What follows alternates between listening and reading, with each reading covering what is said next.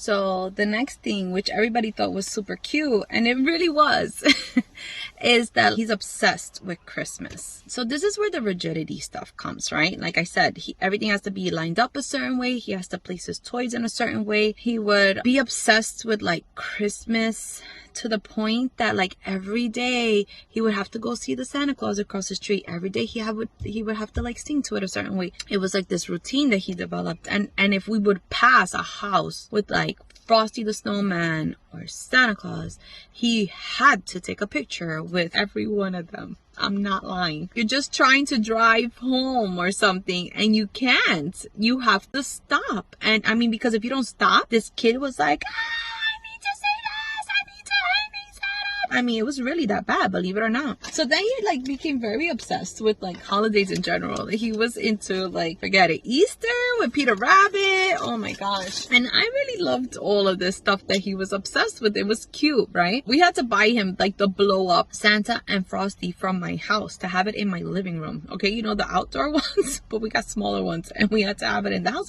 And he would sing to those things and like he would have the best time. And he had a routine of how he would put them on in the morning and shut them off before he went to bed. You could not change this routine. This was the rigidity, right? There was definitely rigidity even with like his food. He never used the utensils, always just ate with his hands. So everything kind of had to be like finger food. He's good with following routines, which is easy, but the transitions are not always easy. Transitions can be really hard with him. I told you the story of like when we were at the botanical gardens. If you didn't listen to that one, go back and listen to it because that is quite a story. And still, no sleeping. He was good at memorizing everything. So he knew all the holiday videos, you know, Rudolph, Santa Claus, Frosty. He knew all of them. Peter Rabbit. He knew those movies by heart. And he would want it played in a certain way.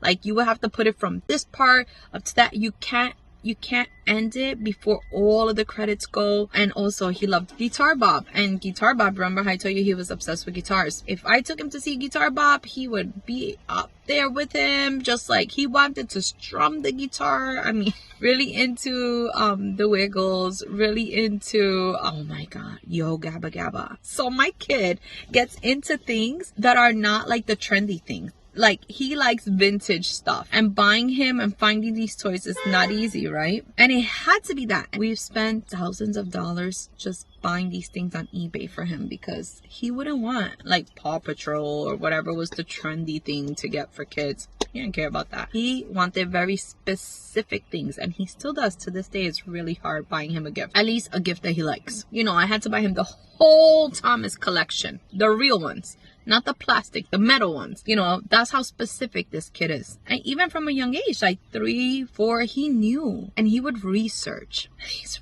really good at doing research on things, and he could tell you all the specifications. The solar system was another one. He was like super obsessed with the solar system, dinosaurs. He knew everything about it. Like he knew all the planets, the order. He knew facts about it that I had no idea about. He would teach his teachers. So everybody was like, this kid is brilliant. He's like a genius. Spoke very well. Spoke in full sentences. Memorizes any song.